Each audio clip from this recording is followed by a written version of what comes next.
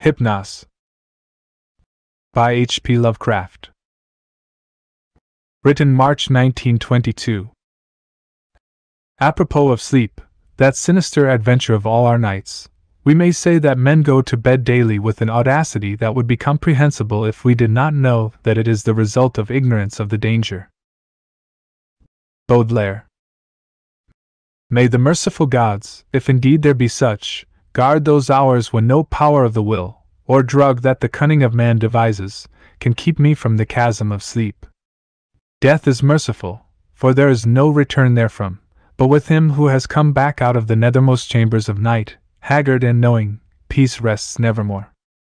Fool that I was to plunge with such unsanctioned frenzy into mysteries no man was meant to penetrate.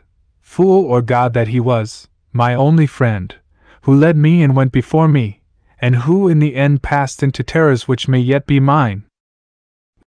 We met, I recall, in a railway station, where he was the center of a crowd of the vulgarly curious. He was unconscious, having fallen in a kind of convulsion which imparted to his slight black-clad body a strange rigidity. I think he was then approaching 40 years of age, for there were deep lines in the face, wan and hollow-cheeked, but oval and actually beautiful, and touches of gray in the thick, waving hair and small full beard which had once been of the deepest raven black. His brow was white as the marble of Pentelicus, and of a height and breadth almost godlike. I said to myself, with all the ardor of a sculptor, that this man was a faun statue out of antique Hellas, dug from a temple's ruins and brought somehow to life in our stifling age only to feel the chill and pressure of devastating years. And when he opened his immense, sunken, and wildly luminous black eyes, I knew he would be thenceforth my only friend, the only friend of one who had never possessed a friend before, for I saw that such eyes must have looked fully upon the grandeur and the terror of realms beyond normal consciousness and reality, realms which I had cherished in fancy, but vainly sought. So as I drove the crowd away, I told him he must come home with me and be my teacher and leader in unfathomed mysteries, and he assented without speaking a word. Afterward I found that his voice was music, the music of deep viols and of crystalline spheres. We talked often in the night, and in the day, when I chiseled busts of him and carved miniature heads in ivory to immortalize his different expressions. Of our studies it is impossible to speak, since they held so slight a connection with anything of the world as living men conceive it. They were of that vaster and more appalling universe of dim entity and consciousness which lies deeper than matter, time, and space, and whose existence we suspect only in certain forms of sleep, those rare dreams beyond dreams which come never to common men, and but once or twice in the lifetime of imaginative men. The cosmos of our waking knowledge, born from such an universe as a bubble is born from the pipe of a jester, touches it only as such a bubble may touch its sardonic source when sucked back by the jester's whim. Men of learning suspect it little and ignore it mostly. Wise men have interpreted dreams, and the gods have laughed. One man with oriental eyes has said that all time and space are relative, and men have laughed. But even that man with oriental eyes has done no more than suspect. I had wished and tried to do more than suspect, and my friend had tried and partly succeeded.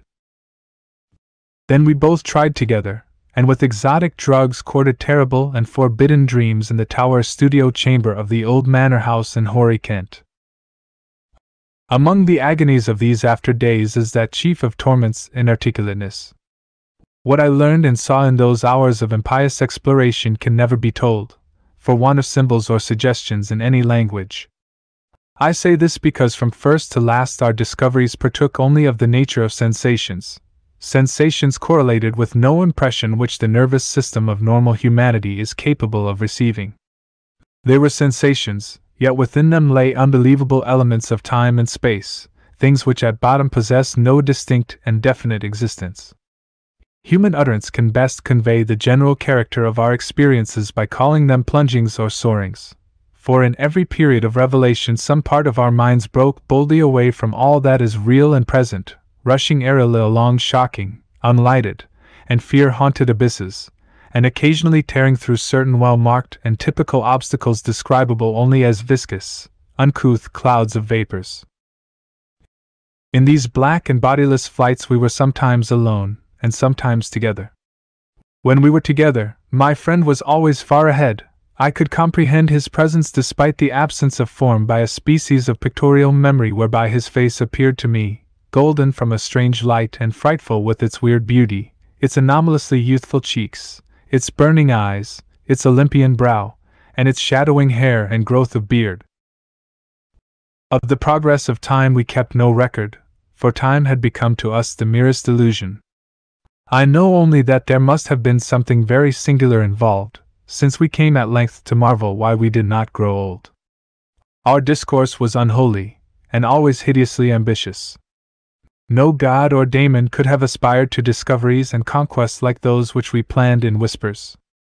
I shiver as I speak of them, and dare not be explicit, though I will say that my friend once wrote on paper a wish which he dared not utter with his tongue, and which made me burn the paper and look affrightedly out of the window at the spangled night sky. I will hint, only hint, that he had designs which involved the rulership of the visible universe and more, designs whereby the earth and the stars would move at his command, and the destinies of all living things be his. I affirm, I swear, that I had no share in these extreme aspirations. Anything my friend may have said or written to the contrary must be erroneous, for I am no man of strength to risk the unmentionable spheres by which alone one might achieve success. There was a night when winds from unknown spaces whirled us irresistibly into limitless vacua beyond all thought and entity.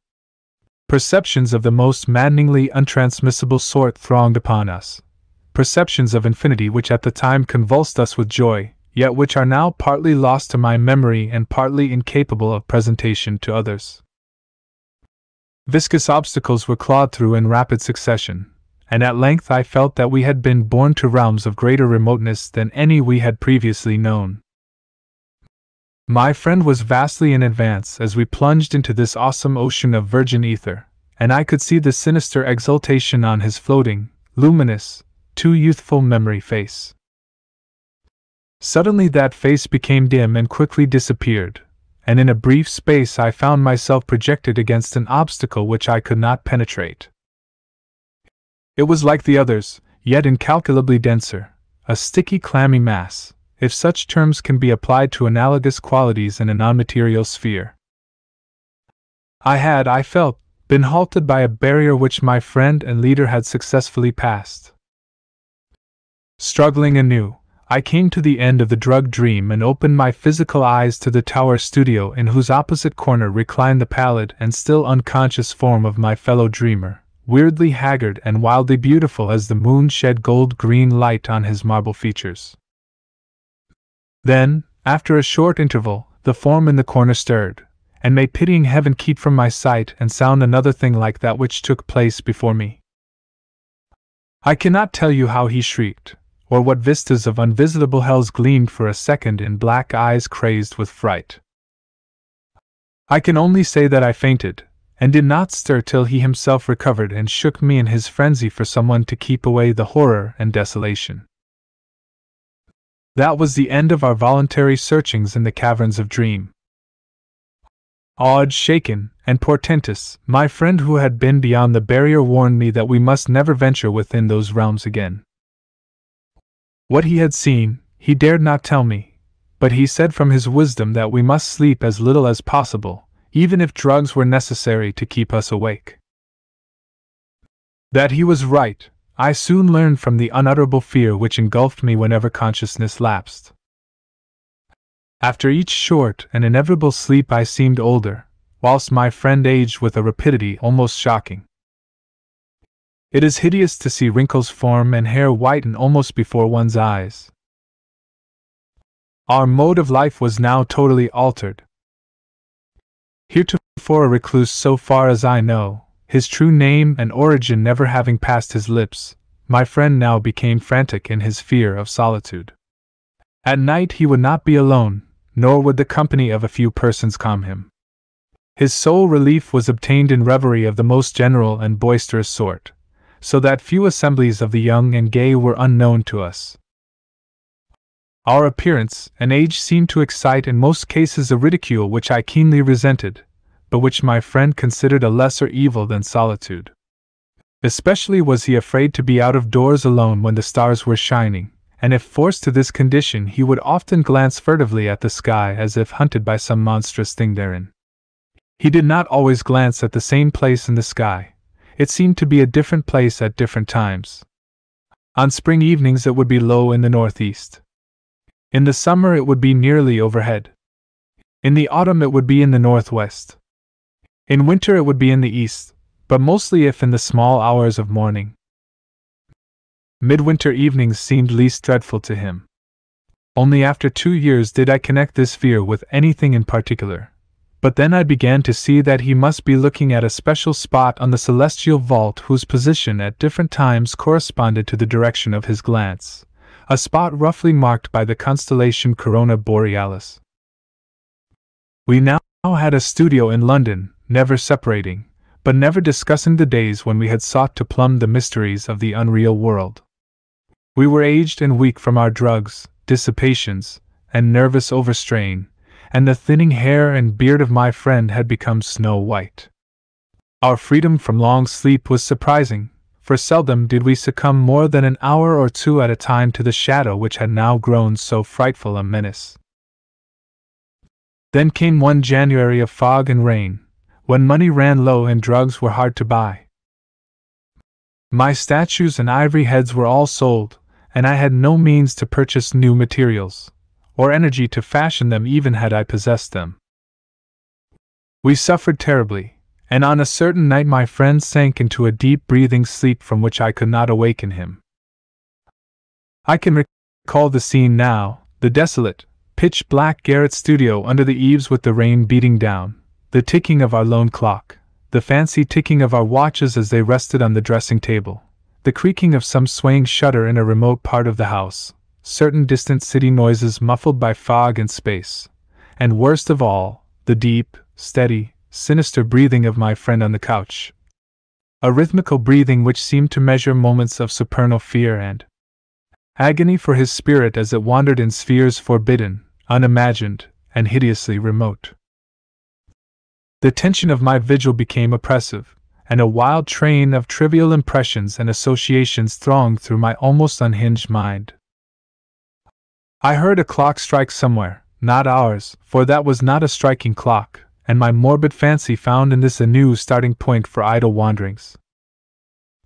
Clocks, time, space, infinity, and then my fancy reverted to the locale as I reflected that even now, beyond the roof and the fog and the rain and the atmosphere, Corona Borealis was rising in the northeast.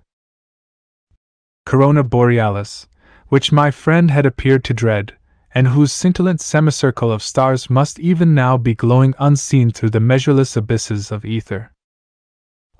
All at once my feverishly sensitive ears seemed to detect a new and wholly distinct component in the soft medley of drug-magnified sounds, a low and damnably insistent whine from very far away, droning, clamoring, mocking, calling, from the northeast. But it was not that distant whine which robbed me of my faculties and set upon my soul such a seal of fright as may never in life be removed, not that which drew the shrieks and excited the convulsions which caused lodgers and police to break down the door. It was not what I heard, but what I saw, for in that dark, locked, shuttered, and curtained room there appeared from the black northeast corner a shaft of horrible red gold lie, a shaft which bore with it no glow to disperse the darkness, but which streamed only upon the recumbent head of the troubled sleeper, bringing out in hideous duplication the luminous and strangely youthful memory face as I had known it in dreams of abysmal space and unshackled time, when my friend had pushed behind the barrier to those secret, innermost and forbidden caverns of nightmare. And as I looked, I beheld the head rise, the black, liquid, and deep-sunken eyes open in terror, and the thin, shadowed lips part as if for a scream too frightful to be uttered. There dwelt in that ghastly and flexible face, as it shone bodiless, luminous, and rejuvenated in the blackness, more of stark, teeming, brain-shattering fear than all the rest of heaven and earth has ever revealed to me. No word was spoken amidst the distant sound that grew nearer and nearer, but as I followed the memory face's mad stare along that cursed shaft of light to its source, the source whence also the whining came, I, too, saw for an instant what it saw, and fell with ringing ears in that fit of shrieking epilepsy which brought the lodgers and the police. Never could I tell, try as I might, what it actually was that I saw, nor could the still face tell, for although it must have seen more than I did, it will never speak again.